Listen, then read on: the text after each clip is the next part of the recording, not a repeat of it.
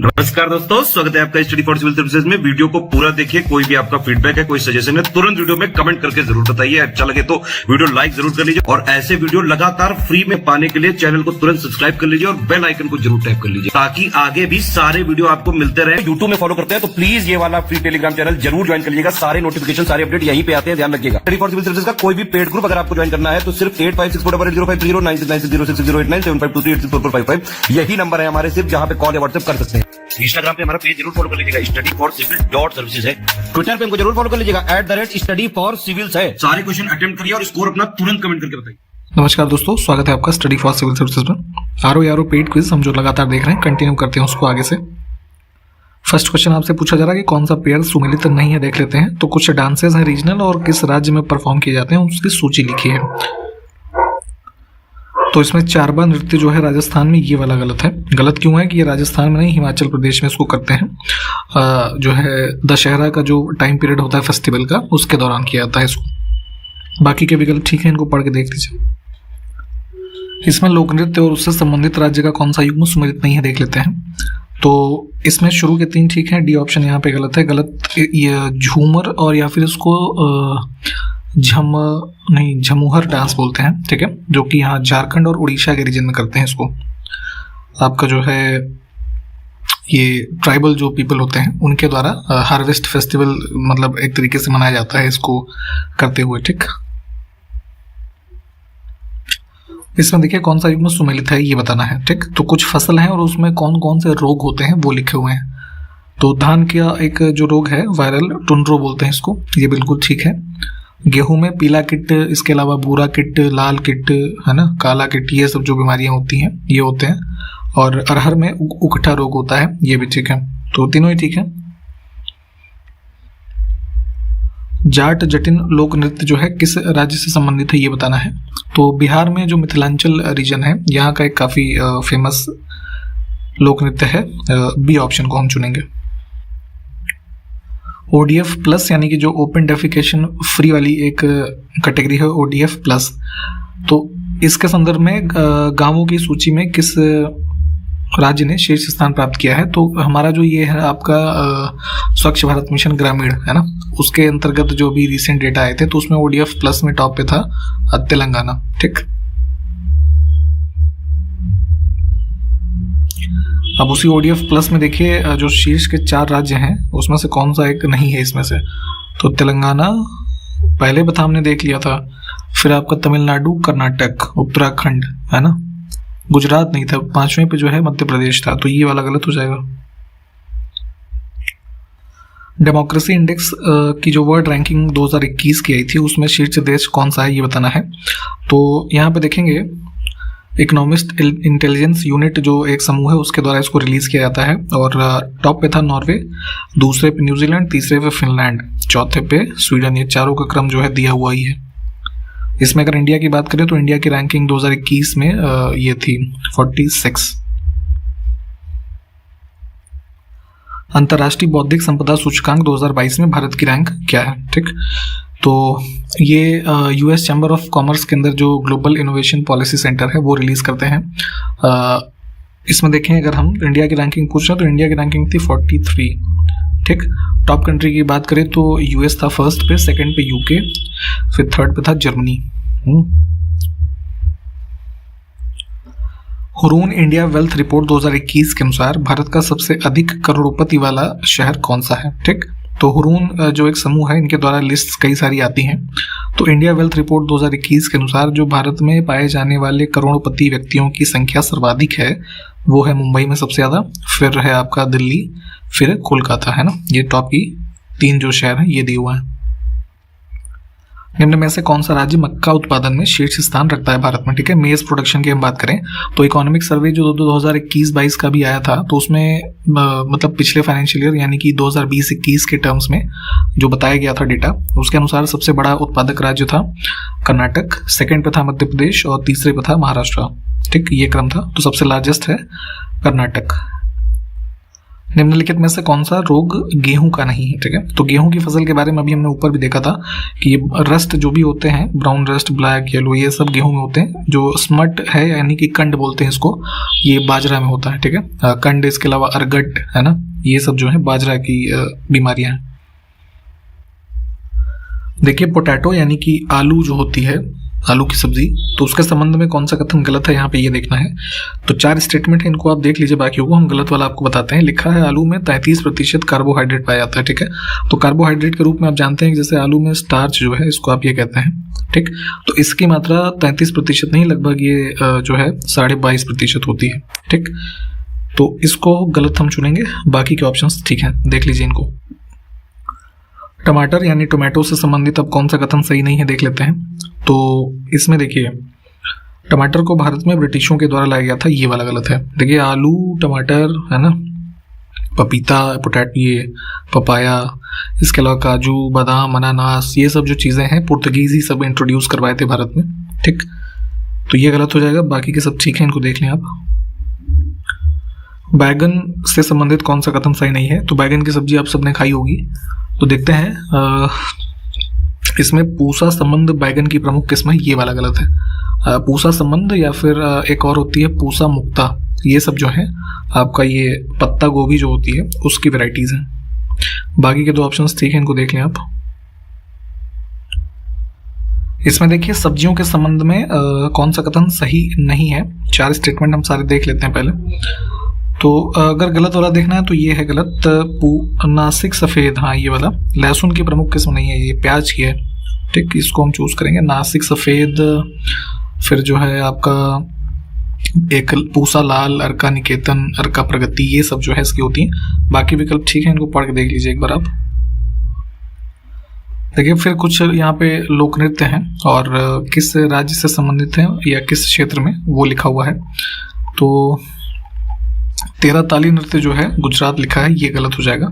गलत इसलिए है कि ये गुजरात में ही राजस्थान के रीजन में करते हैं, वहाँ पे एक कमार जनजाति है राजस्थान में, उनके द्वारा किया जाता है ये। ठीक, पारिस्थितिकी तंत्र के संबंध में गलत कथन को हमको यहाँ पे देखना है। तो देखिए इकोसिस्टम के बारे में अगर हम देखें तो ऊष्मागतिक के दूसरे सिद्धांत से अवमुक्त होते हैं पारिस्थितिकी तंत्र यानी इकोसिस्टम, तो ये स्टेटमेंट हमारा गलत है।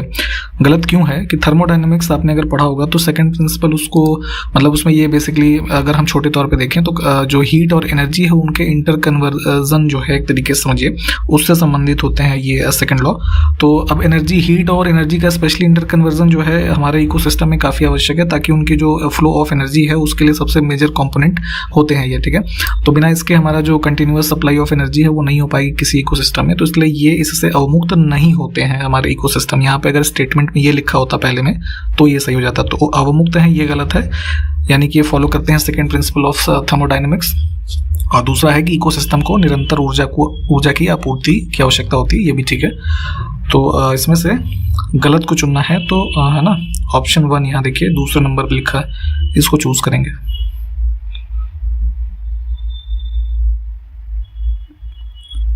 खाद्य श्रृंखला के बारे में कौन सा कथन सही नहीं है यहाँ पे ये देखना है। ठीक है, तो कोई भी आप देखिए फूड चेन का एग्जांपल ले लीजिए, तो उसमें गलत अगर हम देखें तो डी ऑप्शन देखिए लिखा है ना कि खाद्य श्रृंखला में ऊर्जा का स्तर निम्न पोषी स्तर से उच्च पोषी स्तर की ओर बढ़ता है। तो ये तो सरासर गलत बात है ना, कि जो सबसे लोवेस्ट हमारा ट्रॉफिक लेवल है तो उससे ऊपर हम जाते हैं। तो हमने पिछले वीडियोज में भी देखा था कि जैसे हमने वो 10% वाला रूल देखा था ना, लिंडमैन वाला, तो क्या होता है 90% तो लॉस हो जाता है, तो कम होना चाहिए ना, उच्च पोषी स्तर की तरफ जाएंगे तो हमारा जो ऊर्जा का स्तर है वो कम होगा। बाकी के विकल्प ठीक है, इनको पढ़ के एक बार देख लीजिए।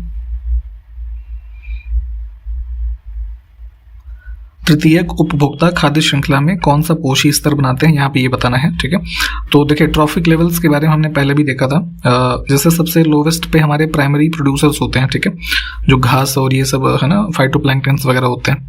तो उसके ऊपर दूसरे नंबर पे जो हम देखते हैं तो ये होते हैं प्राइमरी कंज्यूमर। ठीक, तो ये ट्रॉफिक लेवल कौन सा हो गया, दूसरा हो गया है ना, पहला ये। फिर तीसरे ट्रॉफिक लेवल पे क्या आते हैं हमारा, है ना, सेकेंडरी कंज्यूमर। और फिर जो टर्शरी कंज्यूमर है सबसे ऊपर यानी फोर्थ हमारे ट्रॉफिक लेवल पे आते हैं, जो टॉप कार्निवोर इनको कहा जाता है। और अगर हम इसके एग्जांपल्स की बात करें तो क्या होता है, एग्जांपल में आ जाएगा टॉप कार्निवोर में जैसे लायन है ना, ह्यूमन, ये सब जो है फोर्थ, मतलब ये टर्शरी कंज्यूमर यानी कि फोर्थ ट्रॉफिक लेवल किसी फूड चेन में। तो सी ऑप्शन को चुन लीजिए। रावण पर भगवान राम की जीत का जश्न मनाने के लिए पुडुचेरी का जो हमारा यूनियन टेरिटरी है, इसमें कौन सा लोक नृत्य किया जाता है, ठीक। तो यूजुअली जैसे दशहरा मनाते हैं ना, तो कुछ यही प्रतीक दिखाता है दशहरे का पर्व। तो पुडुचेरी में जो यहाँ पे एक इस अवसर पे नृत्य किया जाता है उसको गरडी बोलते हैं, ठीक। निम्न में से कौन सा युग्म सही सुमेलित नहीं है, देख लेते हैं। तो 13 ताली के बारे में अभी आपको बताया था। ये झमुहर नृत्य जो है ये फसल कटाई के दौरान किया जाने वाला नृत्य है, ये भी ठीक है। इसमें तीसरा जो है ये गलत होगा। कोई कोट्टी कली जो है ये आंध्र प्रदेश का मंदिर नृत्य लिखा है, ये गलत है क्योंकि ये किया जाता है केरल में, है ना। जैसे यहाँ पे ओणम का जो फेस्टिवल मनाते हैं यहाँ, तो उसी समय अच्छी फसल के एक तरीके से आने की खुशी में यहाँ पे ये डांस किया जाता है, ठीक। केंद्रीय एमएसएमई यानी कि जो माइक्रो स्मॉल और मीडियम एंटरप्राइजेस मिनिस्ट्री है, इनके द्वारा जारी आंकड़ों के अनुसार देश में अनुसूचित जाति के उद्यमियों की संख्या किस राज्य में सर्वाधिक है, ठीक। तो यहाँ पे जो शेड्यूल्ड कास्ट के बिलोंगिंग उद्यमी है, एंटरप्रेन्योर्स हैं, उनकी सर्वाधिक संख्या कहाँ पे है, महाराष्ट्र में, ठीक, ध्यान रखेंगे। ब्लूमबर्ग बिलियनर्स इंडेक्स 2022 के अनुसार मुकेश अंबानी को पीछे छोड़ करके कौन एशिया का सबसे अमीर व्यक्ति बन गया है, ये बताना है। तो अभी ब्लूमबर्ग इंडेक्स में जो डेटा आया था, अब सबसे टॉप हो गए हैं ये गौतम अडानी। अब इसमें फिर से देखिए कौन सा युग्म जो है सही सुमेलित नहीं है, ठीक। तो माउंटेनियस पासेस के बारे में पढ़ते हैं। इसमें उस क्रम में देखिए जोजिला पास हिमाचल प्रदेश लिखा, ये गलत हो जाएगा, ठीक है। ये आपका जो है जास्कर रेंज जो हिमालय की है उसमें स्थित है, और अभी देखेंगे तो ये लद्दाख का जो यूनियन टेरिटरी बन गया है उसके हिस्से में आएगा, ठीक। फिर से देखिए वही माउंटेनियस पासेस और कौन सा सुमेलित नहीं है। तो दिहांग दर्रा नागालैंड में लिखा है, ये गलत है। दिहांग पास, दिफू, उसके अलावा सेला, है ना, बोमला, ये सब जो है ये अरुणाचल प्रदेश में है, ठीक। तो ये गलत हो जाएगा यहाँ पे, बाकी के 3 ठीक है। निम्न में से कौन सा युग्म सही सुमेलित नहीं है, फिर से देखिए। तो यहाँ पे कुछ ग्लेशियर्स के बारे में लिखा है, जो फेमस ग्लेशियर्स हैं उनकी अवस्थिति कहाँ पे है। तो शुरू के 3 तो ठीक हैं। देखिए दमीर ग्लेशियर लिखा है हिमाचल प्रदेश, ये गलत हो जाएगा। आपका ये जो नंगा पर्वत वाला रीजन है ये वहाँ पे स्थित है, ठीक। पीओके वाला जो रीजन हो जाएगा। अब फिर से देखिए भाई ग्लेशियर्स की कुछ और लिस्ट है और कौन सा सुमेलित नहीं है। तो ये शफत ग्लेशियर जो है यहाँ पे वेस्टर्न हिमालयन रेंज लिखा है, ये गलत हो जाएगा। ये ईस्टर्न हिमालयन रेंज का पार्ट होगा, और इससे देखेंगे तो जो वाटर एक तरीके से निकल रहा है ये आपका ये सुरू नदी जो है ना, उसमें जाता है, तो उससे संबंधित भी है ये, इसको ध्यान रखेंगे। इसमें देखिए कौन सा दर्रा काराकोरम श्रेणी में स्थित नहीं है, ठीक है। तो हिमालयन रेंज जो काराकोरम है उसमें देखेंगे तो बाल्टोरो, बियाफो, चोगोलुंगमा, इसके अलावा जैसे चांद कुमदान, ये सब जो है इसमें स्थित है। आपका पिंडारी जो ये है यहाँ ये उत्तराखंड में स्थित है ना। आपका कुमाऊं जो रीजन है, और देखेंगे तो यहीं से ये जो पिंडारी रिवर है ना, ये ओरिजिन होती है। तो 1, 2, 3 वाला चुनेंगे हम। निम्नलिखित में से अंतरजात बलों से उत्पन्न पठार कौन सा है, ठीक है। तो प्लेट्यूज के बारे में जैसे देखते हैं तो जैसे यहाँ एंडोजेनस फोर्सेस, एक्सोजेनस फोर्सेस, इसके अलावा वोल्केनो से उत्पन्न हुए प्लेट्यूज और क्लाइमेट के आधार पर बने हुए प्लेट्यूज है ना, ये टाइप्स होते हैं। तो इसमें अगर हम अंतरजात बलों वाला देखें तो ये जो अंतरा पर्वतीय पठार है ना, इंटर माउंटेन प्लेट्यू है, ये हो जाएगा। इसके अलावा जो कोस्टल प्लेट्यूज होते हैं या फिर जो ये गुंबद आकार के होते हैं, डोम शेप है ना, या फिर ये महाद्वीपीय पठार के जो एग्जांपल्स हैं, ये सब अंतरजात बलों के एग्जांपल्स हैं, ठीक। ये करेक्ट हो जाएगा। ऊपर के जो 3 लिखे हुए हैं ये बहिर्जात है ना, बलों के द्वारा उत्पन्न हुए पठार हैं। अब इसमें देख लीजिए वही बहिर्जात बलों से उत्पन्न पठार कौन सा है, पूछा गया एक्सोजेनस फोर्सेस से। तो ऊपर 3 तो हमने देख ही लिए थे, एक और ये होता है ये सोल्स्टाइस वाला जो है ना, उस्यंत पठार। सरल आवर्त गति करने वाला पिंड गति के अंत बिंदुओं यानी कि जिसको चरम स्थिति कह सकते हैं उस पर पहुंचता है तो क्या होता है। देखिए ये संदर्भित है आपका जो फिजिक्स आपने पढ़ा होगा, तो सिंपल एक पेंडुलम जो होता है, ठीक है, तो उसके मोशन से जो संदर्भित मामला है उसी को यहाँ पे सरल आवर्त गति के संबंध में हम समझते हैं। तो देखिए क्या होता है, जैसे पेंडुलम अपने ये मान लीजिए रेस्ट की पोजीशन पे है, आप उसको ऐसे यहाँ तक ले आए, अब यहाँ से आपने छोड़ दिया तो यहाँ तक गया, ठीक, फिर ऐसे वापस आएगा। तो ये जो टर्मिनल पॉइंट्स हैं एंड वाले, है ना, तो यहाँ पे उसकी पोजीशन जब होती है तो क्या होता है। तो ऐसी स्थिति में यहाँ पे देखिए जो ऑप्शंस आपको लिखे हुए मिल रहे हैं, इसमें बताया जा रहा है कि वेलोसिटी 0, है ना, वेग 0 होता है, गतिज ऊर्जा 0 होती है, ठीक है, और स्थितिज ऊर्जा जो है वो अधिकतम होती है, तो ये भी ठीक है, और उस पर जो एक्सेलरेशन लग रहा होता है वो भी मैक्सिमम होता है। तो ये सब कैरेक्टरिस्टिक होती हैं यहाँ पे इन पोजीशंस पे, तो सारे ही सही हो जाएंगे। अगर डिटेल में इसको चाहे तो आप पढ़ लीजिएगा। प्रधानमंत्री किसान सम्मान निधि, जिसको पीएम किसान योजना के नाम से भी आप जानते हैं, तो किस तिथि को शुरू की गई थी ये बताना है। तो इसमें आपने इसको जो है पढ़ा होगा, जिसमें 6,000 रुपये प्रति वर्ष, है ना, 4 महीनों के अंतराल पे 3 किश्तों में मिलता है, ठीक, किसानों को एक तरीके का वित्त पोषण है। तो इसको शुरू किया गया था, डेट है ये 1 दिसंबर 2018, इसमें सी ऑप्शन करेक्ट होगा। धरती पर पलायन वेग का मान कितना होता है ये बताना है, ठीक है। तो देखिए जो ग्रेविटेशनल फील्ड अर्थ पे काम कर रही है, ठीक है, तो उससे किसी पिंड को बाहर निकलने के लिए जो स्पीड चाहिए एस्केप वेलोसिटी के रूप में उसको यहाँ पे बताया जाता है। तो आपके किसी पिंड का मान अगर 11.2 किलोमीटर प्रति सेकंड से ज़्यादा है, ठीक है, तो वो आपका जो ये ग्रेविटेशनल फील्ड है उसको लीव कर जाएगा, एटमॉस्फेयर से बाहर निकल जाएगा, ठीक। तो इसमें से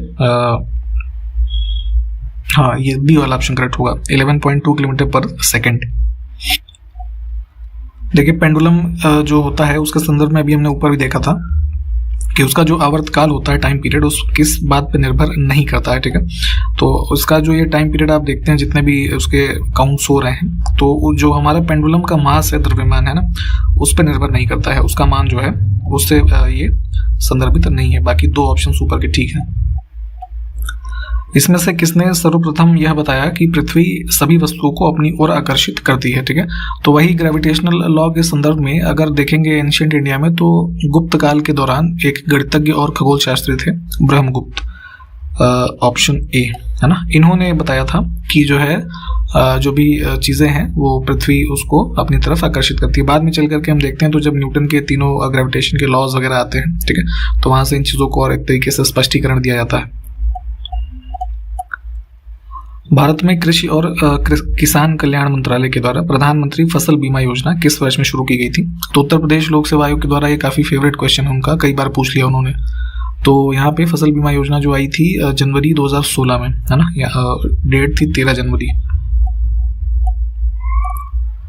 देखिए किसी भी प्रकार के भूमि सुधार अगर आप भारत में देखें या कहीं पर भी देखें, है ना, जो डेवलपिंग नेशंस हैं, तो उस भूमि सुधार कार्यक्रम के क्या क्या अंग हैं ये यहाँ पे बताना है। तो मध्यस्थों की समाप्ति, यानी कि जो ये होते हैं ना मीडिएटर्स, और कह लीजिए जो दलाल होते हैं एक तरीके से, इनको एक तरीके से एग्रीकल्चर के प्रोसेस से हटाना, जो काश्तकारी के सुधार हैं और भी टेनेसी रिफॉर्म्स इनको करना, जितने भी हमारे लैंड्स हैं उनको चकबंदी करना, है ना, जैसे उत्तर प्रदेश में भी चकबंदी योजना स्टार्ट की गई थी, इसके बारे में हमने आपको बता रखा है। तो क्या होता है कि किसी एक पर्टिकुलर इंसान के सारे खेत जो हैं वो एक जगह हो जाए, ऐसे मामले को चकबंदी के रूप में जो है कहा जाता है, ठीक। तो उससे क्या होता है कि उसको एक्सेस होता है, अपनी फसल जो भी है अच्छे तरीके से प्रोडक्टिविटी उसकी बढ़ती है, ठीक है। और भूमिहीनों को भूमि वितरित करना, ठीक है, जिनके पास लैंड्स नहीं है उनको डिस्ट्रीब्यूट करना लैंड बाय द स्टेट। तो ये सब लैंड रिफॉर्म्स के जो है कॉम्पोनेंट्स हैं चारों ही। डी ऑप्शन को चुनेंगे।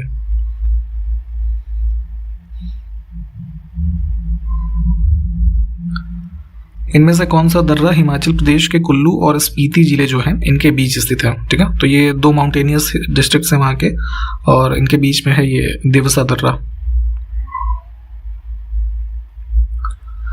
निम्नलिखित में से कौन सा दर्रा केरल राज्य में स्थित है, ठीक है। तो जैसे आप इधर नॉर्दर्न इंडिया के जो राज्य जितने भी हैं माउंटेनियस पासेस जो आप देखते हैं, तो इनको यहाँ पे दर्रा बोला जाता है, ठीक। और साउथ इंडिया में जो ये इधर वेस्ट में स्थित है इनको घाट कहते हैं, ठीक है, ये ध्यान दीजिएगा। तो अब केरल में पूछा जा रहा है, तो ये है आपका केरल में पाल घाट, ठीक। जैसे भोर घाट, थाल घाट ये सब महाराष्ट्र में स्थित है, ठीक है। तो ध्यान रखिए बी ऑप्शन। निम्न में से कौन सा हिमनद रोहतांग दर्रे के पास पीर पंजाल श्रेणी में सबसे लंबा हिमनद है, ठीक। तो हिमालय में जो पीर पंजाल श्रेणी पर पढ़ते हैं आप, तो उसमें रोहतांग पास के पास आपका ये स्थित है, जो लाहौल स्पीति का रीजन है, तो चंद्रा वैली है वहां पे, तो उसमें है सोना पानी ग्लेशियर, ठीक। हाल ही में यून सुक योल है ना, ये व्यक्ति का नाम है, तो किस देश के नए प्रधानमंत्री चुने गए हैं? तो ये प्राइम मिनिस्टर है यहाँ साउथ कोरिया के। अंतर्राष्ट्रीय श्रम संगठन यानी ILO, इंटरनेशनल लेबर ऑर्गेनाइजेशन, इसके अगले महानिदेशक जो है किसे नियुक्त किया गया है? तो अफ्रीका की कंट्री है टोगो, उसके पूर्व प्रधानमंत्री थे ये गिलबर्ट हैंगाबो, है ना, इनको नियुक्त किया गया है। एक क्वेश्चन आप बताइए जरा कि ILO की जो एस्टेब्लिशमेंट है किस वर्ष में की गई थी, कमेंट करके बताइए। गुजरात का इसमें से कौन सा शहर प्रसंस्कृत स्टील स्लैग से सड़क बनाने वाला पहला भारतीय शहर बना है? ठीक है, तो प्रोसेस्ड स्टील स्लैग से मतलब ये है कि जितने भी इंडस्ट्रियल वेस्ट हैं, है ना, उनको प्रोसेस करके एक मटेरियल बनाया गया और उससे जो है आपका ये रोड बनाई गई है। तो ये जो है आपका सिटी इसमें से कौन सा करेक्ट हो जाएगा? सूरत, ठीक।